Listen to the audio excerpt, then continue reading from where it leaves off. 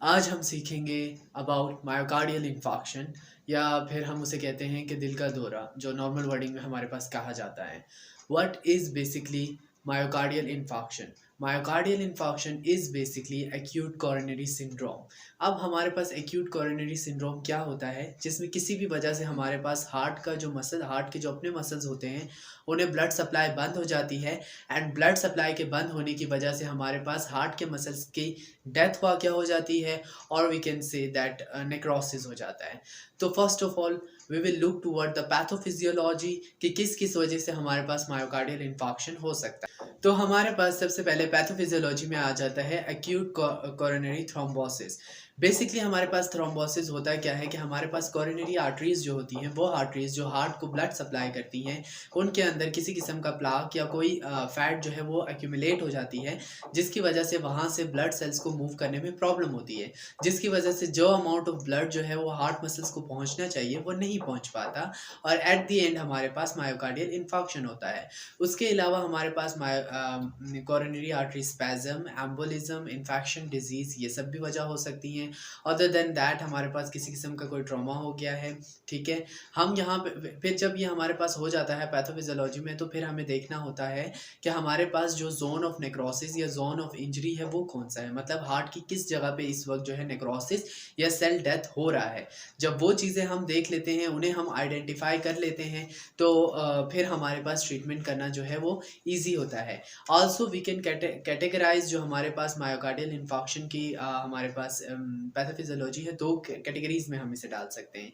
The first one is non-ST elevated myocardial infarction and the second one is ST elevated myocardial infarction।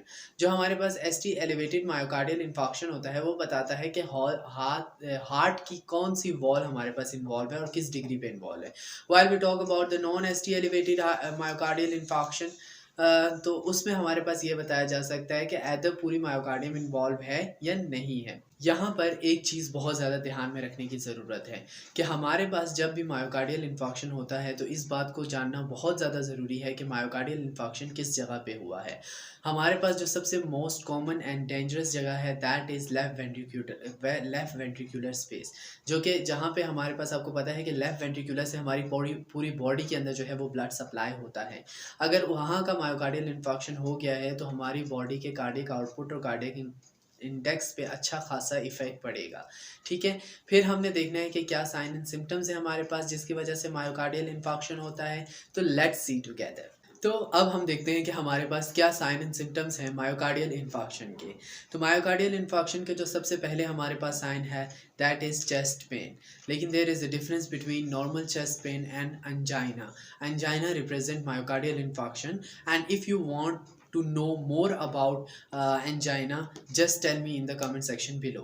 उसके बाद हमारे पास हो सकता है डायफिरोसिस, हाइपरटेंशन और हाइपोटेंशन। हमारे पास पेशेंट जो है वो ब्रेडिकार्डिया या टेकिकार्डिया में जा सकता है। हमारे पास प्रीमेच्योर वेंट्रिकुलर कॉन्ट्रैक्शन हो सकती है। हमारे पास डिसओरिएंटेशन और कंफ्यूज हो सकता है पेशेंट, और वी कैन से कि ऑल्टर मेंटल कॉन्शियसनेस हो सकती है, फेंट हो सकता है, नोजिया एंड वोमिटिंग आ सकती है, और उसके अलावा हमारे पास एटिपिकल सिम्टम्स आ सकते हैं। What are atypical symptoms? Atypical symptoms are basically that are not directly associated with the cardiac function, but they are representing that there is some dysfunction in the cardiac section. What are they? They are basically epigastric pain or acidity. Most patient हमें complain करते हैं कि भाई मैदे में दर्द हो रहा है, कंधों में दर्द हो रहा है, हमारे पास सीने में दर्द हो रहा है, लेकिन जो मेजर उन्हें इशू होता है that is acidity and epigastric pain. ये हमारे पास जो है रिप्रेजेंट करता है कि maybe they are suffering from angina, लेकिन एंजाइना का एक हमारे पास पूरा कोल्ड एरा होता है, that we will check. After that हमारे पास आ जाती हैं दो conditions related to sign and symptoms. If we talk about the female patients and the patient with diabetes, they also have the same atypical symptoms, and also in while we talk about the atypical symptoms we also see them in geriatric patients, ठीक है। तो now we will look toward के किस तरीके से हम इसे diagnose कर सकते हैं। तो रिमेंबर वन थिंग कि हमारे पास कोई भी कार्डियक से रिलेटेड चीज़ होती है, उसे डायग्नोज करने के लिए ईआर में हमारे पास सबसे पहले ईसीजी की जाती है। ईसीजी हमारे पास स्टैंड करती है इलेक्ट्रोकार्डियोग्राम। उसमें हमें पता चल जाता है कि हार्ट की कंडक्टिविटी एंड एक्टिविटी किस तरीके की है। लेकिन हमारे पास यहाँ पे एक बात याद रखना बहुत ज़्यादा ज़रूरी है कि सम टाइम हमारे पास कार्डियक जो ईसीजी के अंदर चेंजेस आते हैं वो इमीडिएट नहीं आते, कुछ देर बाद आते हैं। तो हमें साइन एंड सिम्टम्स को भी देखना है। अलॉन्ग विद दैट हमारे पास आ जाता है, हम देखते हैं कार्डियक एंजाइम्स को, जिसमें सबसे कॉमन चीज़ जो आपने क्लिनिकल साइड पे बहुत ज़्यादा देखी होगी दैट इज़ ट्रोपार, जिसे हम ट्रोपोनिन आई भी कहते हैं। उस एंजाइम को हम देखते हैं कि either it is elevated from the normal level and if that enzyme is elevated from the normal level, it's mean कि your patient has or have been suffering from myocardial infarction। उसके अलावा कुछ parameters हैं जो myocardial infarction के दौरान जो हैं वो ऑल्टर हो सकते हैं, that are basically PT level, PTT level. उसके अलावा हमारे पास WBCs हैं और एरिथ्रोसाइट सेडिमेंटेशन रेट, जो कि basically if the myocardial infarction is occurring due to any inflammation or infectious disease of the heart, तो हमारे पास वो भी जो है वो रेज हो सकते हैं। फिर उसके अलावा हम जो है पॉजिट्रॉन इमोशन टेस्ट करवा सकते हैं, जिसे हम पीईटी कहते हैं, जो हमारे पास मज़ीद अच्छे तरीके से डिफ्रेंशिएट करता है कि हमारे पास किस एरिया में इंजरी हुई है।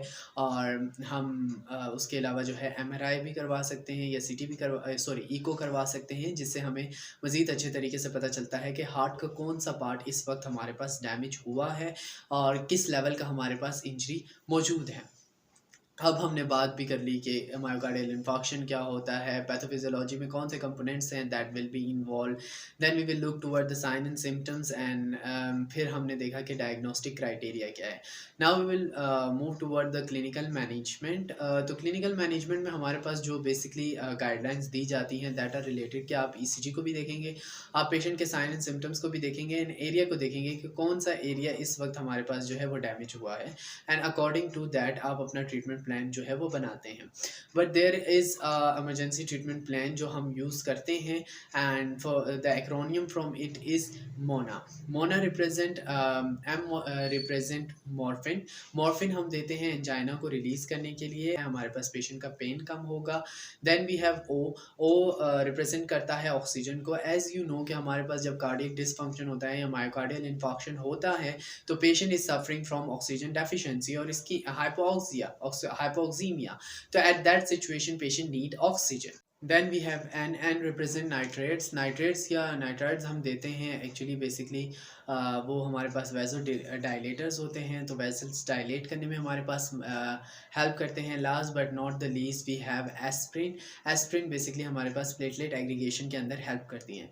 मोर देन दैट कुछ केसेस के अंदर हमारे पास फिब्रोनोलिटिक्स भी दी जाती हैं। Last but not the least we can also give amiodarone. और इसके साथ साथ अगर आप इलेक्ट्रोलाइट इम्बैलेंस को भी रिस्टोर करने में कामयाब हो जाएं तो आप पेशेंट की कंडीशन को इम्प्रूव कर सकते हैं। But you have to be very particular about the dose of amiodarone. Amiodarone की जो हमारे पास डोज है that should be given IV, ठीक है, एवरी 10 मिनट। और अगर आप कंटिन्यूसली इन फ्यूचर में दे रहे हैं for 24 hours then it should be 1 mg per minute for 6 hour and 0.5 mg per minute for next 18 hours. फिर हमारे पास ये था मेडिकल फार्माकोलॉजिकल मैनेजमेंट। अब हम देखते हैं कि हमारे पास क्या कॉम्प्लिकेशंस हो सकती हैं if you did not treat your patient with myocardial infarction. तो here remember it, first of all अगर आपने मायोकार्डियल इन्फॉक्शन को ट्रीट नहीं किया तो आपके पेशेंट की डेथ हो जाएगी, ठीक है।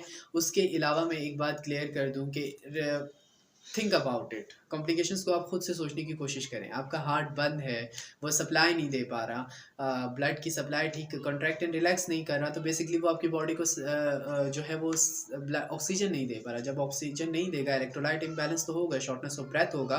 अलॉन्ग विद दैट आपके जो हार्ट के मसल्स हैं जो इस वक्त सफ़र कर रहे हैं शॉर्ट ऑफ ऑक्सीजन या हाइपोऑक्सीमिया का, तो उनके अंदर भी नेक्रोसिस होगा। फिर हमारे पास क्या हो सकता है, पेशेंट की डेथ हो सकती है। पेशेंट की डेथ के साथ साथ हमारे पास जो है आपको डिसरिथमियाज देखने को मिलेंगे, आपका पेशेंट कार्डियोजेनिक शॉक में जा सकता है। अच्छा, यहाँ पे एक चीज़ लिखी हुई है दैट इज़ रीफ्रैक्शन। रीफ्रैक्शन हमारे पास तब होता है कि मोस्ट ऑफ द पेशेंट हमारे पास आते हैं कार्डियक अटैक के साथ। जो अक्सर सुना होगा ना, एक दफ़ा कार्डियक अटैक आता है और वो बहुत जल्दी रिजॉल्व हो जाता है, पेशेंट ठीक हो जाता है, दोबारा अटैक आया और वो उसकी डेथ हो गई। दैट इज़ बेसिकली कि एक दफ़ा हमारे पास कोई छोटा सा या कोई थ्रोम्बस था, क्लॉट था, प्लैक था, जिसकी वजह से हमारे पास बेसिकली ब्लड की सर्कुलेशन में हर्डल आया और हमारे पास सडन हार्ट अटैक हुआ या मायोकार्डियल इन्फॉक्शन हुआ। लेकिन क्या हुआ कि वो ब्रेक हो गया ब्लड के प्रेशर की वजह से और हमारा पेशेंट ठीक हो गया। लेकिन जब वो ब्रेक हुआ तो ब्लड के साथ सर्कुलेट करते हुए उसने जाके कोई स्मॉलर कैपिलरी या आर्टरी को जो है वो ब्लॉक कर दिया। अब आर्टरी को ब्लॉक करके उसने उस जगह के जो मायोकार्डियल सेल्स थे उनको इफेक्ट करना स्टार्ट कर दिया। तो दोबारा से आपका पेशेंट जो है वो मायोकार्डियम इन्फेक्शन में चला जाएगा। तो you have to look for it, and for that आपको जो है बहुत ज़्यादा पर्टिकुलर होना है। आपने पेशेंट के वाइटल्स को कंटिन्यूसली चेक करते रहना है। जो भी प्रोटोकॉल हो वैसे ही हमारे पास अगर मायोकार्डियल इन्फेक्शन का पेशेंट जो है वो आईसीयू के अंदर हो तो वहाँ पे हमारे पास हर आर्ली जो है पेशेंट के चेक हो रहे होते हैं और कार्डियक मॉनिटर तो लगा ही होता है, तो वहाँ से हम देख रहे होते हैं।